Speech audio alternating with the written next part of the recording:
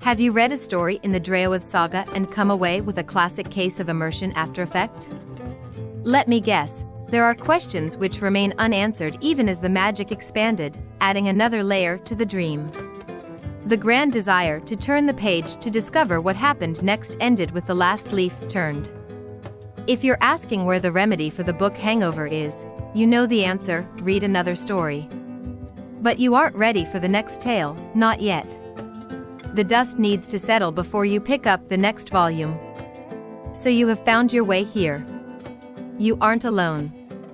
Even the author can't get enough. As you hear this, Ophelia Key writes on. But allow me to offer you a possibility, a reflection on the tale you recently finished, and a way to revisit the story to ease the story blues. Welcome to the Dreoith Saga After Party. Warning, spoiler alerts ahead. Turn back now if you wish to read the story blind. Have you ever wondered what happens when, all those myths and legends, fairy tales, what if they weren't just stories? What if they were real, part of a living, breathing reality, like a dream? Yeah, and what if the biggest love stories in that dream involve things like ancient curses, spirits being kicked out of their homes, and literally shattering your soul? It sounds wild, right? But that's exactly the kind of world we're diving into today. Our source is Shattered Souls. It's this really vivid urban fantasy, paranormal romance novel by Ophelia Key. Steamy too, I should add. Oh, definitely. So our mission here is to unpack this really complex story. It's about love, huge sacrifices, and basically defying what everyone expects, all in this world that's just overflowing with magic and these ancient oaths. It's good to remember this isn't just a one-off story. Shattered Souls is actually a prequel novella. It's part of the Mystic Dark miniseries, which itself fits into the larger ongoing Dreoith saga. Right. So this dream they talk about, it's their magical reality. All those myths, they're real beings there. We're mostly focusing on stuff happening in and around Illinois during a specific time in their world, the 01CX. Yeah, the sense of place is quite strong, even with all the magic.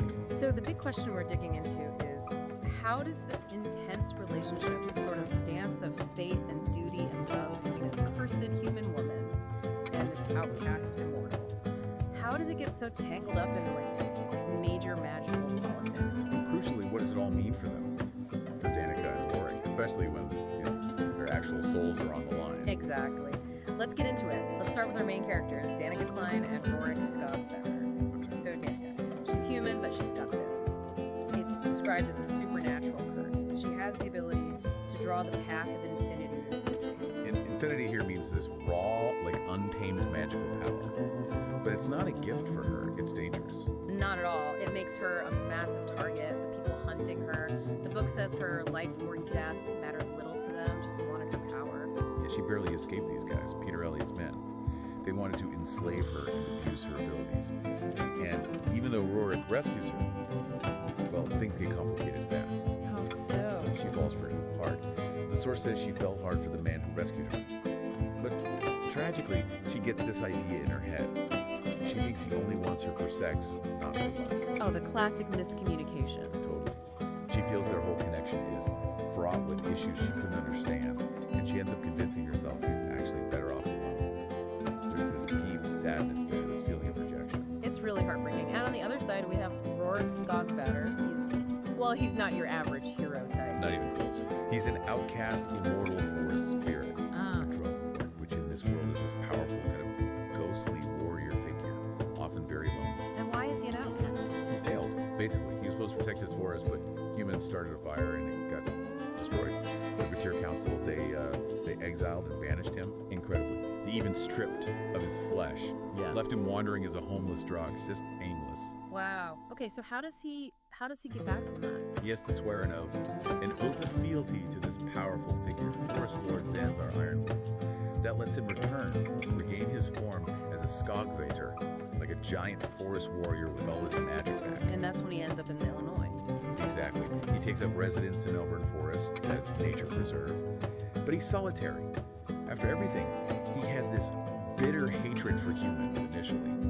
Prefers to be alone. But then, Danica. Everything changes.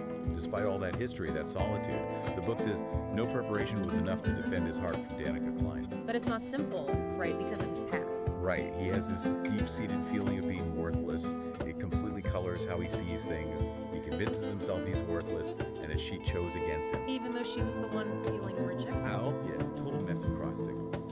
And this feeling leads him to decide he needs to make the ultimate sacrifice for her. He even has this mantra, to try and cope. The haunted echoes of the past must remain in the past.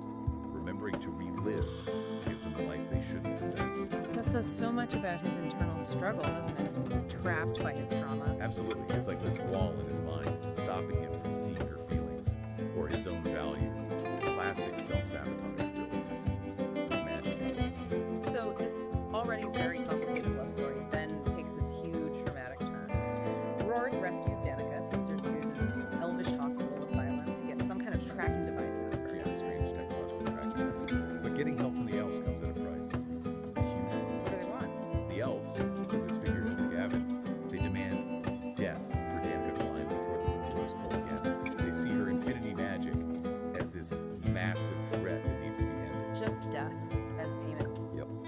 It's a massive turning point, and it shows you the kind of power plays happening in this world. But Rorik, he refuses. Flat out. He won't do it. No way. He says, I couldn't do it for the elves, and I won't do it for you. Talking about Zanzar later, too. His feelings for Danica are just too strong, but this refusal pushes him towards that self-sacrifice plan. He thinks it's the only option left. So what's the plan exactly? It's pretty drastic. He plans to use that tracker they removed from Danica as bait. Lure Peter Elliott's men, the ones hunting her, into a trap and kill them. Okay, get rid of the immediate threat. But then, the final step. Yeah? He intends to go to Karen Thanatos, who is basically the god of death, the Ferryman, and kneel before him. To do what? To trade his life and those of her enemies for Danica Klein's life and the right to live in peace until her natural death. He's literally planning to trade his soul for her future. Good grief. Why does he think that's necessary? That level of sacrifice? It goes back to that worthlessness thing. He genuinely believes Danica held more worth in her smallest finger than he'd had in all the centuries he lived. He tells himself the dead didn't love, Yeah. so it doesn't matter. He thinks the whole idea of shattered souls mating for eternity is just a fanciful delusion he doesn't need. So he's completely misunderstanding the potential connection. Completely. So before he goes off to die, he sets her up, buys her a house in Nicole, gives her most of his money, this silver ring, linked to his magic so she can call her if she needs help. Because she doesn't expect her to be able to use, obviously. Because he plans to. Right. The text says he left his heart with Danica and walked away. It's just gut-wrenching. A huge gesture, but built on this massive misunderstanding and his own self-loathing. Okay, wow, that's intense. But this isn't the end of the story, obviously. This is where things get even more tangled with magic and prophecy, right? Someone else steps in. Exactly. Enter Sinclair Gautier. He's a Griffin Knight, and importantly, he's Rorik's friend. He senses the rift between them, sees something's terribly wrong. A Griffin Knight. Cool. What's his deal? Well, Sinclair has his own interesting past. He actually fought Khan Thanastos and won centuries ago. Got badly hurt, though. He fought death and won. Yep. But he was severely injured, and it was the elves at Asylum who healed him. So because of that, he had to swear 100 years of service and fealty to them. Ah, so he owes the elves, but they're the ones demanding Danica's death. Exactly. And despite owing them his loyalty, Sinclair is furious about their demand. He calls it way too far. His friendship with Rorik, his own sense of right and wrong, it just overrides that oath in this case. So what does he do?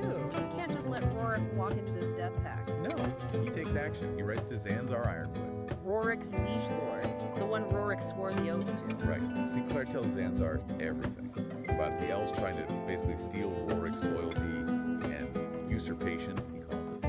He reveals Rorik's plan to sacrifice himself and begs Zanzar to step in. And Zanzar, he's not just some minor lord, is he? No, he's described as a godless dark master, very powerful, ancient. He's reportedly soon to age into the trees, which sounds like some kind of major magical transformation. Okay, so he's a big deal.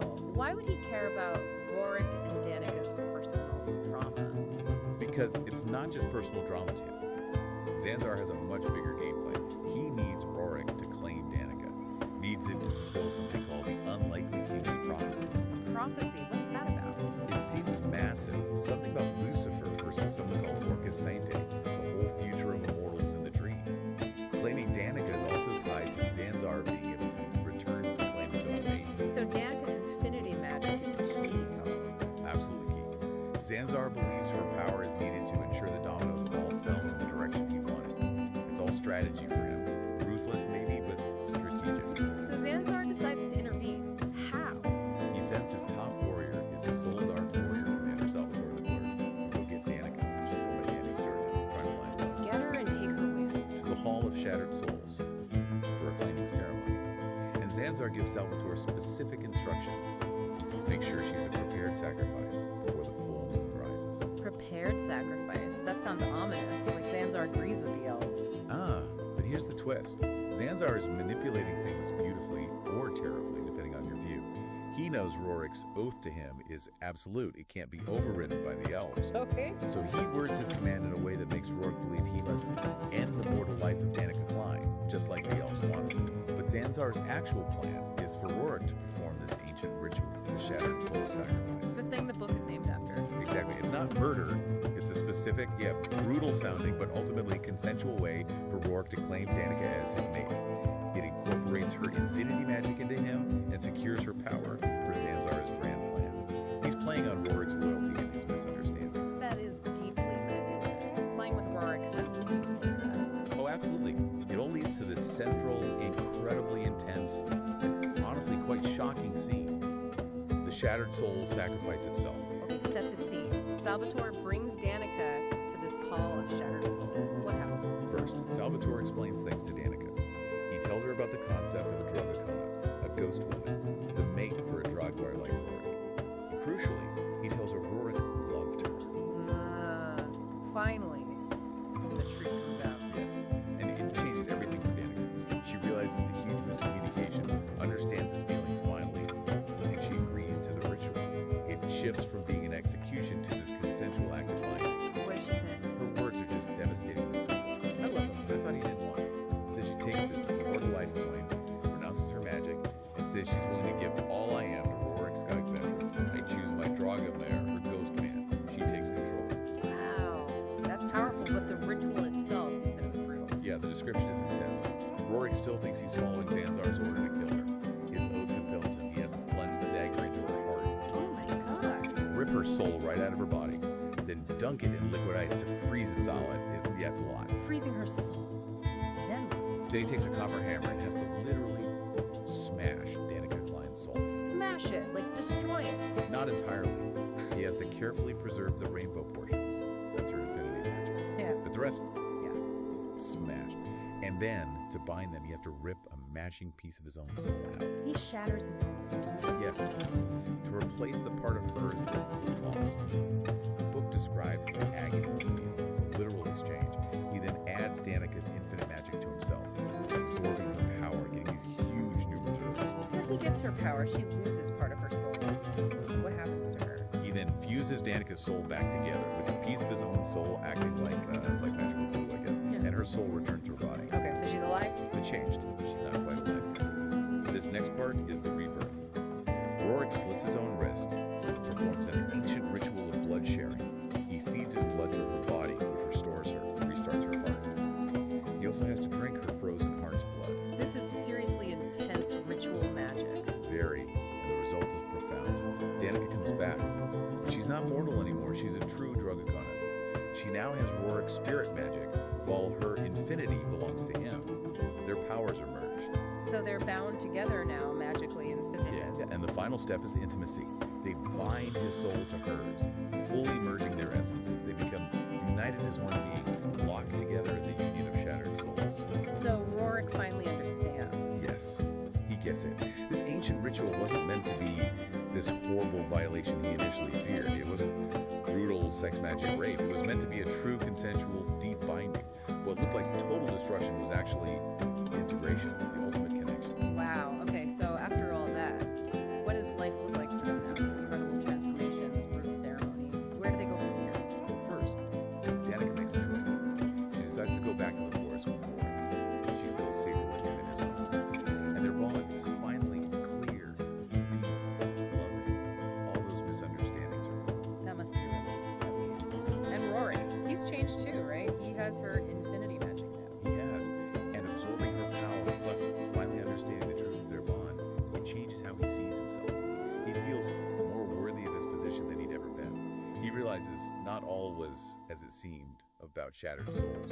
The Hall of Shattered Souls wasn't just a place of grim duty. No, he sees it fulfilled its real purpose, Yeah. uniting shattered souls and ruined hearts and willing sacrifices. And this newfound confidence, this power, it lets him finally stand up to the elves. Ah, the ones who demanded her death in the first place. How does that confrontation go down? Oh, he doesn't hold back. When Asylum sends messengers, Rorik confronts them defiantly. He tells them he followed Zanzar's order, down to the letter. He did end Danica's mortal life. Huh. Technically true. Exactly. But he adds, his drug Akona remains mine, according to the ancient law of consensual self-sacrifice. And then he gives them some proof. And a warning. What kind of proof? He uses the very dagger that ended Danica's mortal life, which is now humming with that infinity magic he absorbed. And he slices off the messenger's pinky fingers. Oh. He calls it an infinite cut and tells them your masters can heal it. It's this perfect display of power, defiance, and kind of dark humor almost. That's a serious message. What's the warning? He lays it out clearly. Asylum exists only so long as Danica Klein remains safe to me until the dream ends. I'll tolerate no further uninvited guests in my realm. So he's claiming his territory, protecting his maid, and basically telling a powerful faction to back off. That's huge. It totally shifts the power dynamics. Their union isn't just personal anymore. It has real consequences in the wider magic. So, reflecting on all this, we've seen how this one act, born from miscommunication and desperation, but transformed into love, it just unravels and reweaves everything. Magical laws, prophecies. Yeah, and the whole idea of shattered souls. It goes from sounding like something broken and sad to this incredibly powerful chosen bond that really redefines identity and strength. What really stands out, I think, is how that feeling of worthlessness, both in Rorik and maybe even in Danica initially, gets completely flipped, turned into strength by love, by defiance, by choosing each other. This story really drives home that even when you're dealing with ancient rules, eternal oaths, all this heavy stuff, individual choice, real love, and just being willing to smash the mold, basically, Yeah, that can change destiny and shatters expectations. it really does. So thinking about all that, maybe a final thought for you listening. How might your own understanding of sacrifice or maybe personal worth change when you think about stakes like this? Literally your soul on the line. Yeah, when the path to connection, finding that worth, involves such a profound, almost terrifying transformation. Something to chew on. Don't forget to like, share, and subscribe. Thank you for your support. For more, visit opheliakey.com. Welcome to the dream. Sincerely, okay.